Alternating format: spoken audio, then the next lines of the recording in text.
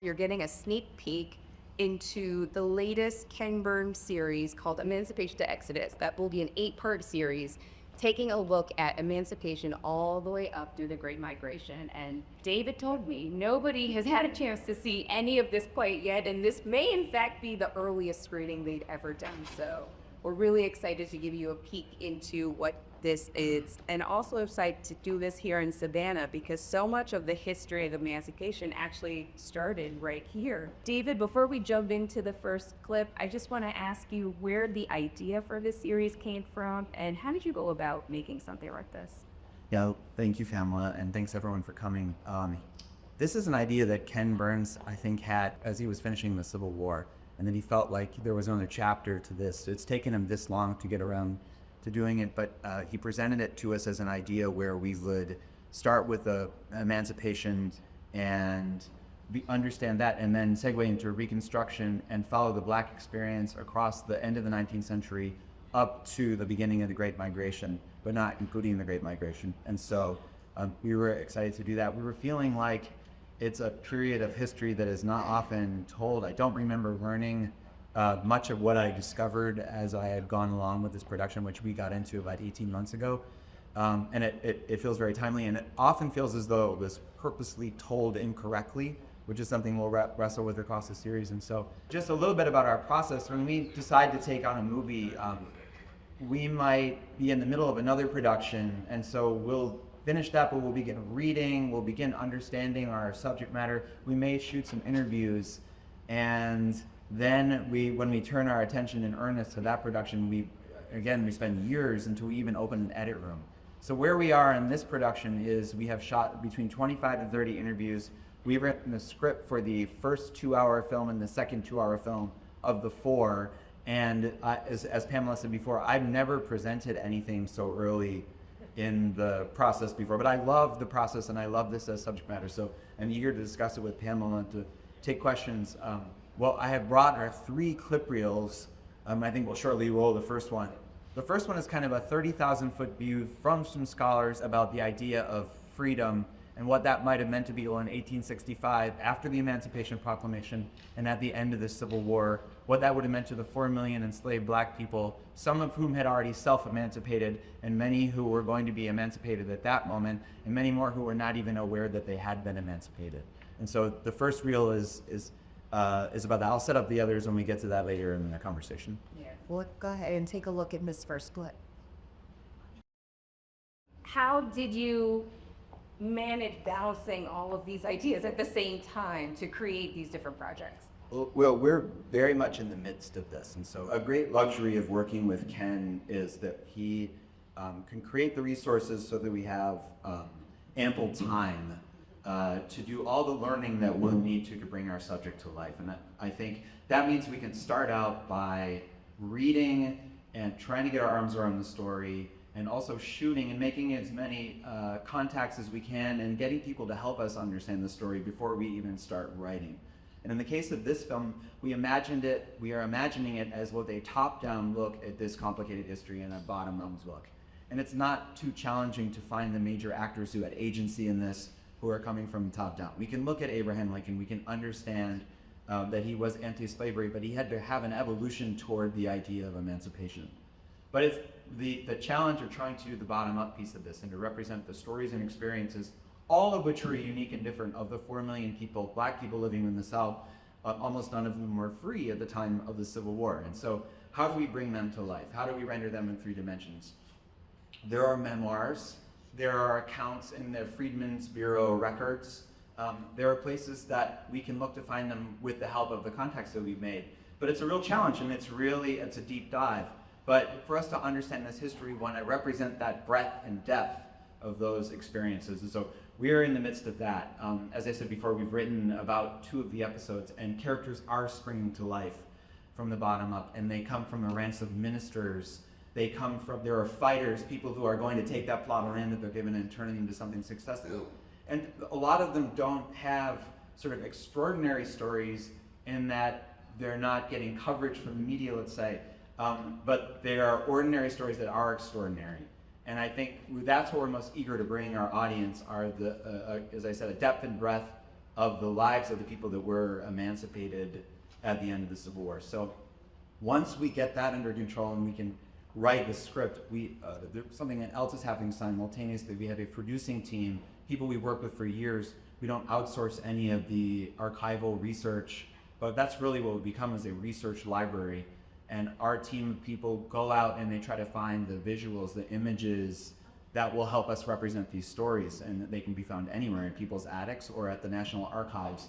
And it's a team that we worked with forever, and so they know where to look. And with the script as their guide, they'll find the stuff that we need to look at. It is a period of history where photography is just coming online. We're a long way from moving images. So we'll rely also on our own cinematography. Ken has worked with several cinematographers, one in particular, who can make beautiful images of timeless landscapes that help us. You're all familiar with this from Ken's work. And then some of the new tools that have come online, like animation. So we're doing all this at once, and we go through this process, and even before we finish editing, right before we can still do some shooting, but we're always learning right up until that point. So we can change what we're finding. When we find new stuff, we can change things right up to the end, and we will bring in people into our edit room and have them look, whether they are scholars who have special knowledge, or whether they are friends who are not filmmakers and not historians, if we just look at what we're doing and say, but I didn't understand that part, you should explain that better. And so that's an important part of our process too. And I just want to go back to, you mentioned this top-down, bottom-up approach that you're using in this film and why that's so important. Was there anything that struck you, going through some of these stories, these real American stories of these families who really were building up from emancipation all the way through? If anything has resonated with you thus far so early in? Sure. Well, I don't think I understood emancipation as anything more than a policy that was a stroke of Abraham Lincoln's pen. And it was like one day into the process where I was like, oh, that's not how that happened. And so we had imagined the film as, emancipation being a first chapter, and it turns out it's the first episode. And I think I read a memoir early on of a man named Wallace Turnage, and he was a 16-year-old who had been sold south from Virginia in like 1860 to a cotton plantation in Alabama.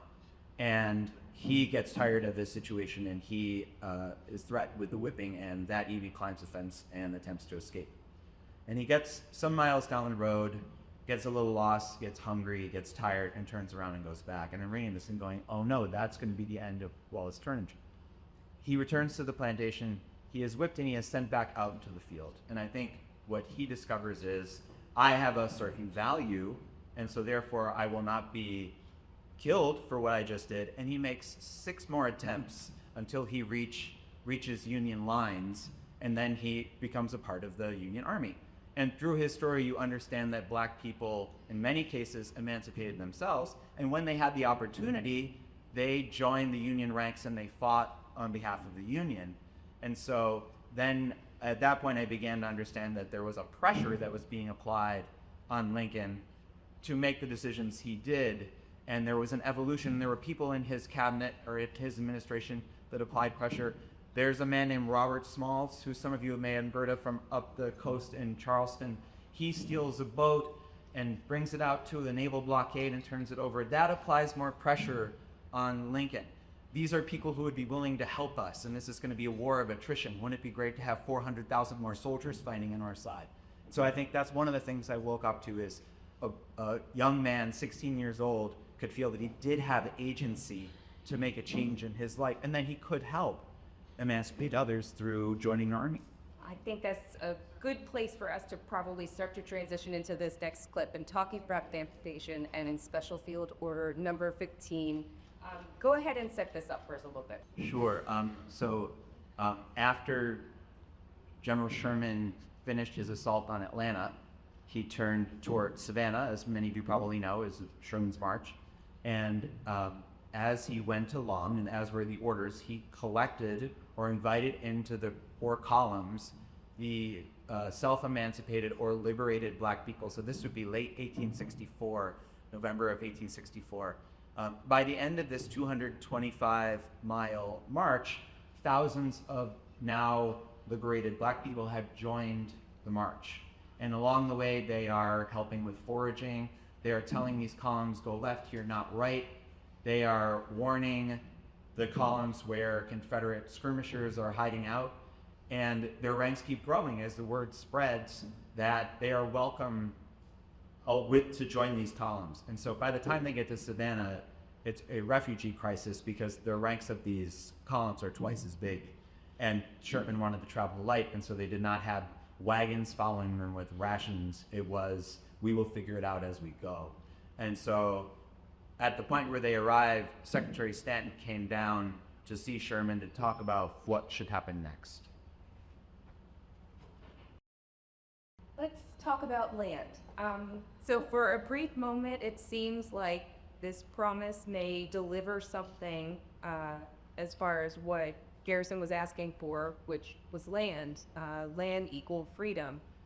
What happened with that? And we had talked a little bit specifically about like the Fort Royal experiment. So there are these really hopeful elements that ultimately I think we all know as history is told end up failing.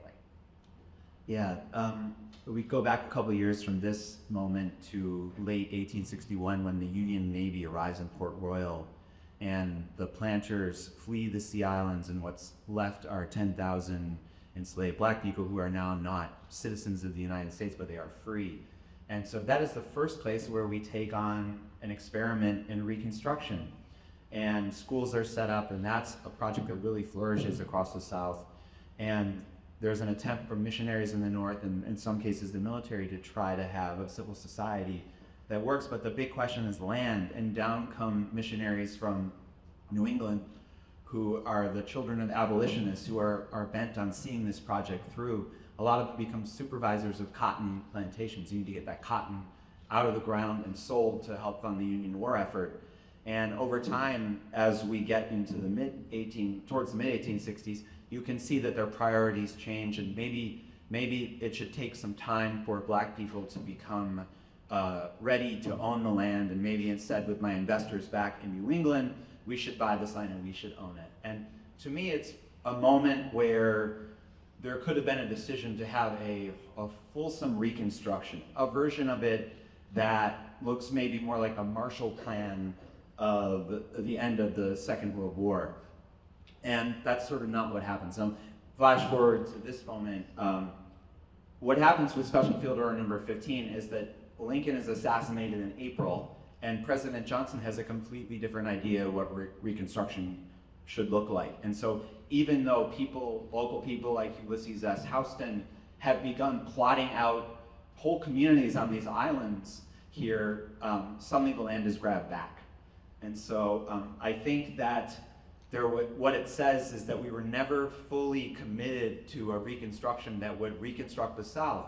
And so where Johnson was not a friend of planters, he was a rabid racist, and he was not interested in seeing black people advance at all in any way. And so it collapses, and there's this moment where Grant and Lee are meeting after Gettysburg, and Grant lets Lee and the soldiers walk away with their weapons. I just think from that moment on, we were never committed to a kind of Reconstruction that the South required, and we're still feeling the effects of that to this day.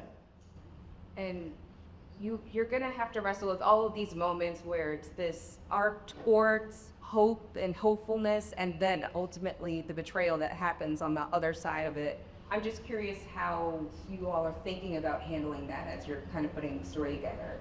Yeah, well, that's a dark development that you don't get land right immediately, but there are wonderful green shoots that happen in Reconstruction in those 12 years after the war ends, and there are churches that become independently operated by black ministers and have black congregations. As I said before, the real success of the Freedmen's Bureau, the institution that came online shortly after the war that was meant to help black people create civil society in their communities, the education piece of that is wildly successful, and before long you have in communities everywhere white and black people teaching black children and black adults who had been barred from learning to read and write throughout the generations of them being on these shores.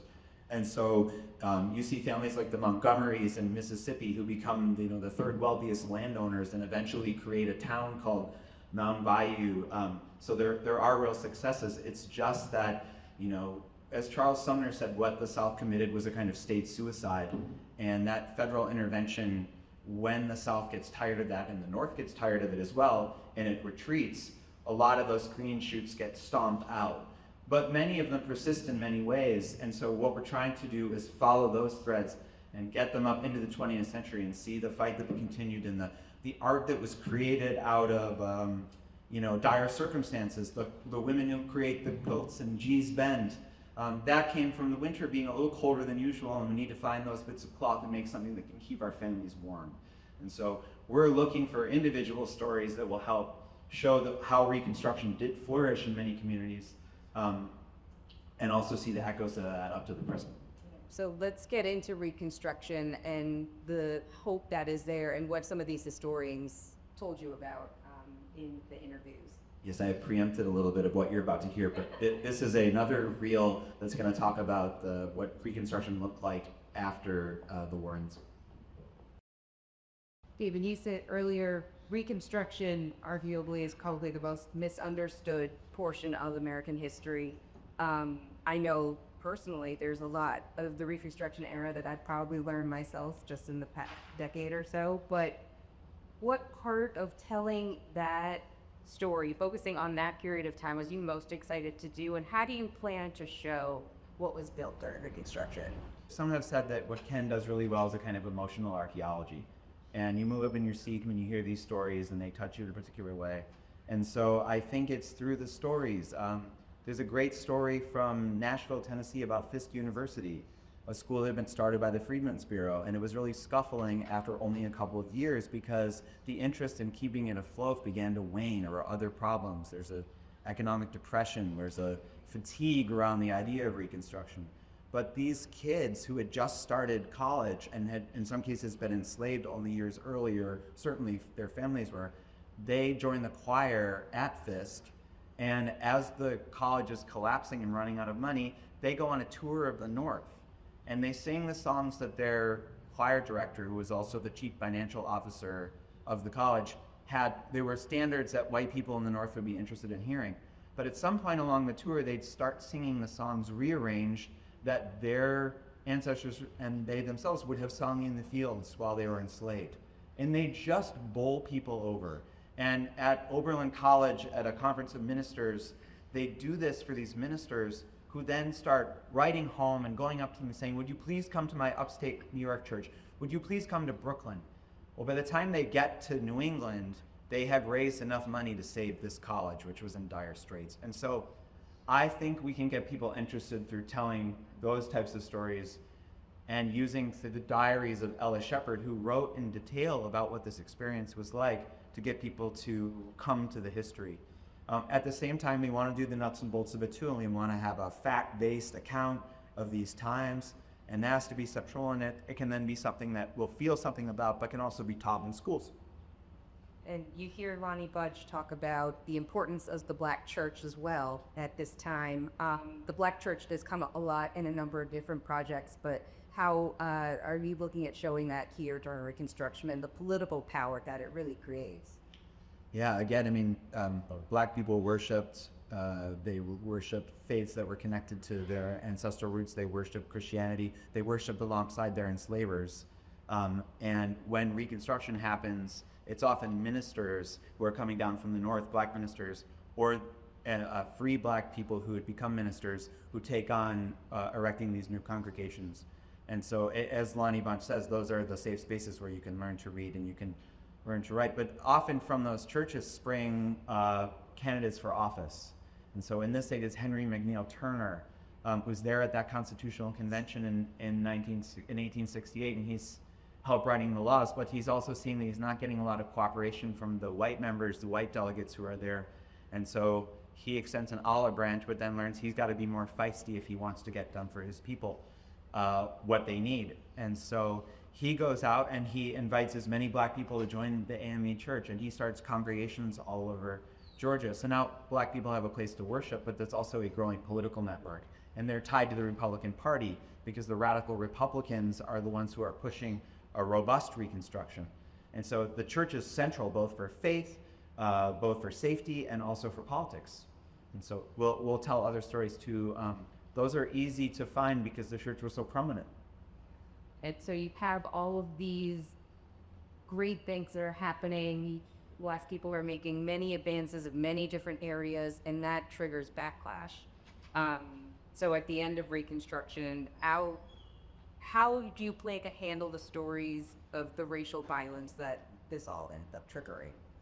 Yeah, there's a impossible amount of that, and so we will handle it gently. We will not shy away from the scale of what atrocities were committed. We will find a way to capture it and put it on screen that can be received at home so people understand the depths of it. I think the violence is everywhere. I think that when so-called redeemers were exhausted by the federal intervention and wanted to take back the reins of power, they turned to small paramilitary groups that were the Klan or Klan-like. When redeemers are successfully able to get back controls of government and the Democrats were back in power, they rewrote constitutions, state constitutions, to write out black people or to make it very hard for them to participate in voting. And this is just a thing that continues into Jim Crow.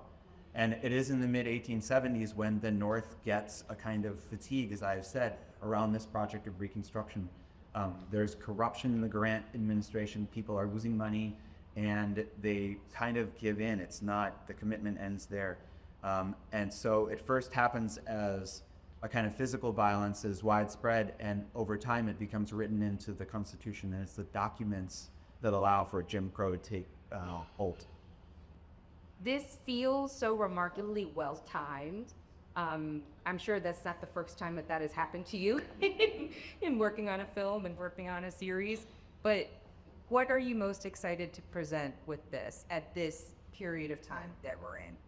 Well, I think there would be no bad time to share this story, and it does seem to have an urgency. But I think that it's equal that if you make something and the films tend to kind of meet the moment because there's something about them. It's our story. That's what we're trying to do, is tell our story. That it's going to meet the moment because the history tends to echo right up into the present.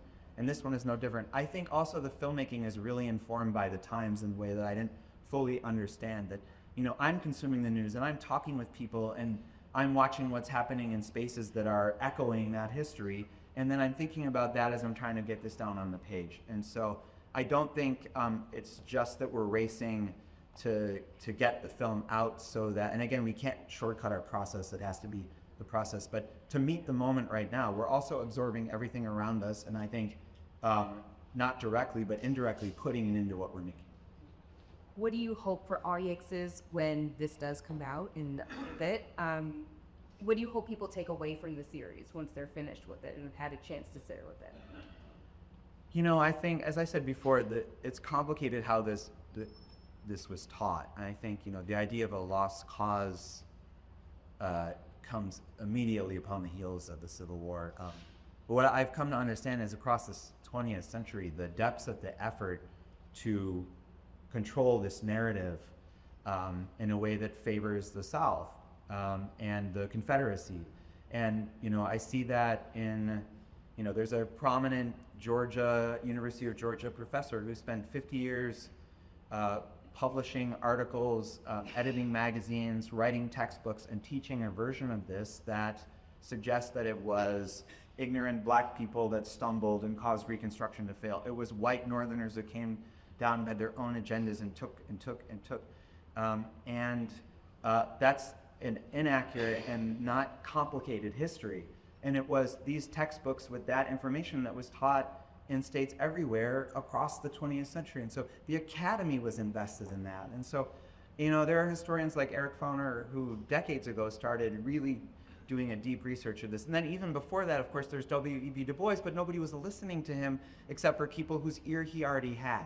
And so I think we can correct in an academic space, one space, the misteachings that have gone on for too long. And I think we could all benefit from a big conversation nationally about this, where we all talk about it and get at the truth of it. So, we partner with PBS because of its reach and because of how committed it is to education. And so we're going to be in every classroom. But I'm already heartened because I had conversations recently with my own kids and other kids who are coming home and they're talking about this. I'm learning from them because it's now being taught correctly. And so that makes me feel hopeful. And I hope the takeaway is that everyone gets curious. I mean, there are so many books that are written about this and it's a huge sweeping subject, but you can jump in by reading about Henry Neal Turner or Charles Sumner, and with some good context, you can begin to understand the depths of this history and how deeply it really reflects who we are and our experience as Americans. It's amazing what we've seen so far, but yes, I think it's a great time to turn it over to the audience.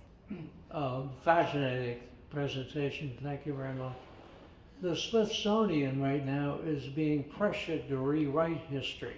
Are you feeling that pressure?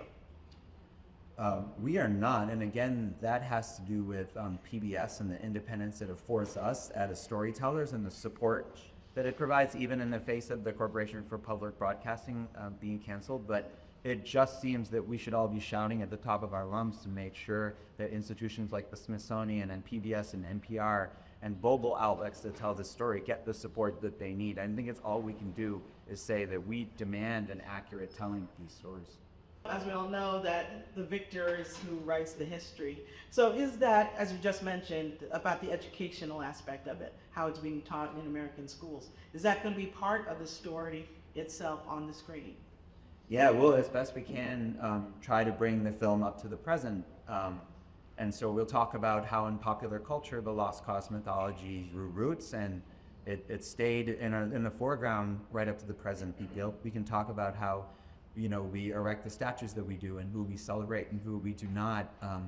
And we could talk about how a whole, there's the Dunning School of Historians, and that springs from Columbia, and it was a lot of academics that trained under a professor named Dunning who learned a version of this and then went out and taught it that isn't accurate. And so, yes, it will be probably a chapter and a coda in our project where we come up in real time to the Great Migration, and then we talk about how this myth continued to proliferate right up to now.